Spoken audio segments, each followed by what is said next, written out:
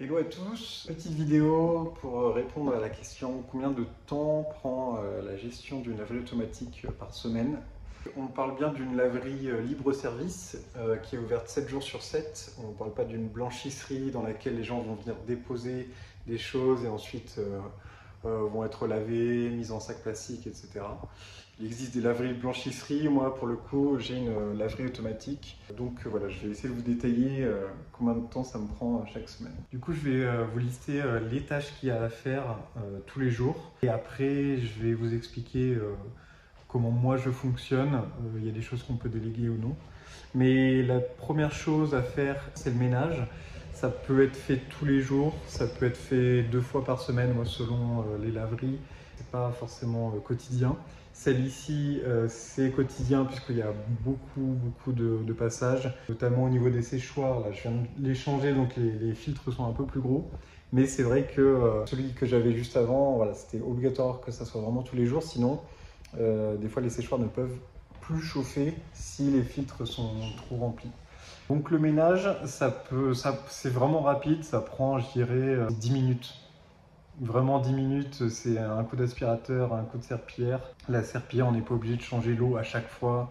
Enfin, il y a des techniques comme ça pour essayer d'être un peu efficace.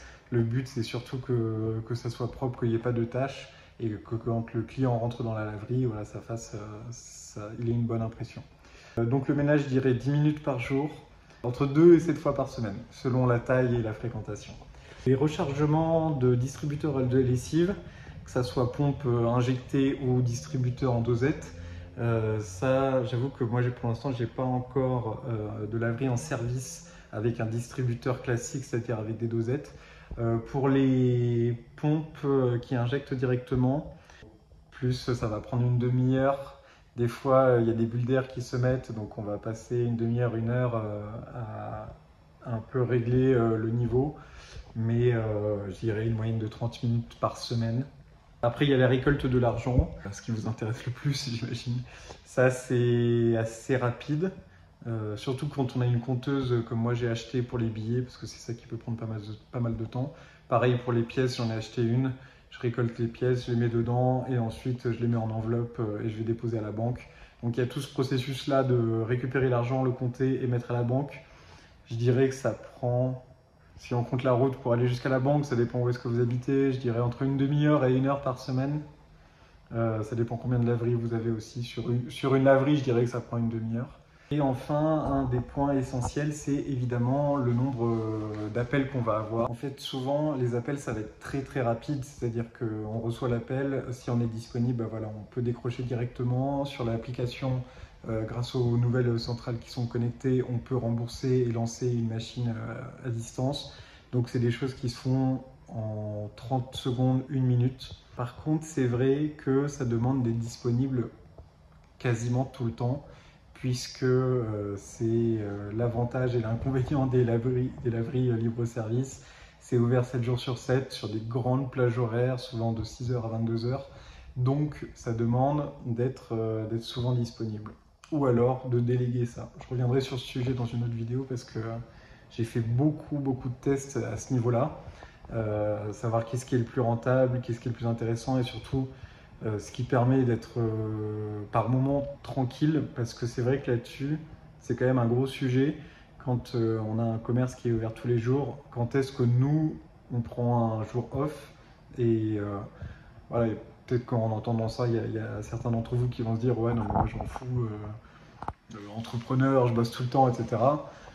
Très bien, enfin, je respecte ça. Moi, je vis aussi pour passer des moments tranquilles. Des semaines où on peut avoir quasiment aucun appel, ou peut-être un appel d'une personne qui a payé pour la mauvaise machine, ou alors elle a dû arrêter en cours parce qu'elle voulait rajouter des vêtements qu'elle avait oubliés, des choses comme ça. Donc un petit remboursement. La santé mentale, l'anxiété, des choses comme ça, c'est des sujets que je connais bien, qui me touchent et dont je me préoccupe. Donc forcément, viennent aussi toutes ces questions-là.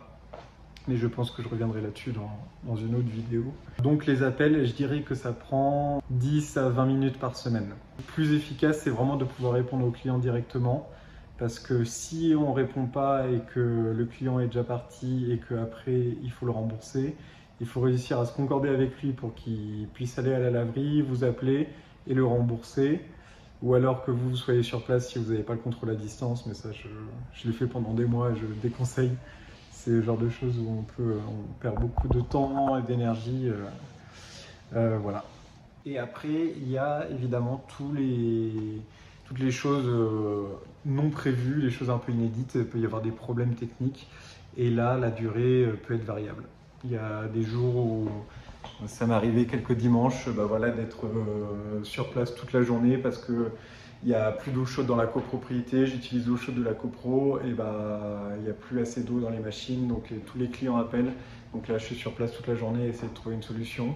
Des fois, ça peut être voilà, une machine dont la vidange est bloquée, donc il faut la déboucher. Et puis après, il y a des problèmes un peu plus longs. Je dirais qu'au total, l'organisation et la gestion de la laverie, ça prend entre 1 et 2 heures par semaine. L'organisation la plus courante, c'est l'ouverture et fermeture de la porte qui est automatique, donc vous n'avez pas à le faire. Vous déléguez le ménage, que ce soit quotidien ou 2 jours par semaine, vous pouvez le déléguer facilement. Ça va être surtout la gestion des appels et la gestion de la monnaie et de la lessive.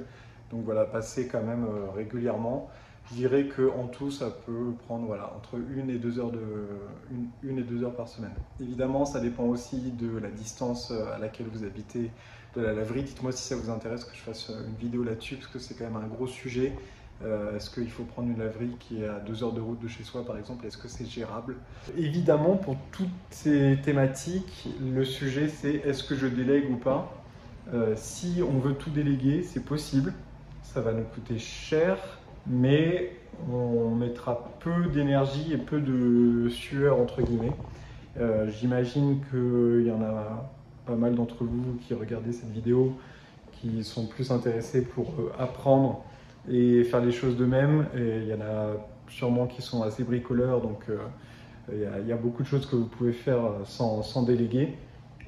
Mais évidemment, le temps alloué et l'énergie dépend de combien on est prêt à payer et perdre en rentabilité. Ça, c'est valable dans tout commerce. Et il faut savoir quand même que les laveries automatiques, c'est pas non plus quelque chose d'exponentiel au niveau du chiffre. C'est très fiable et très stable et très sécurisé, mais on va pas faire x10 d'un mois à l'autre. Ce qui fait que l'argument de ouais, déléguer, ça permet de dégager du temps pour faire autre chose. Oui, ok, dans une certaine mesure. Voilà. Mais je pense que ça, là-dessus, je reviendrai dessus dans d'autres vidéos parce que c'est aussi tout un gros sujet. Donc si ça vous intéresse un peu plus, n'hésitez pas à regarder dans la description le premier lien. Et puis si vous avez des questions, n'hésitez pas à la mettre en commentaire, qu'on discute de tout ça. Voilà, je vous dis bonne soirée.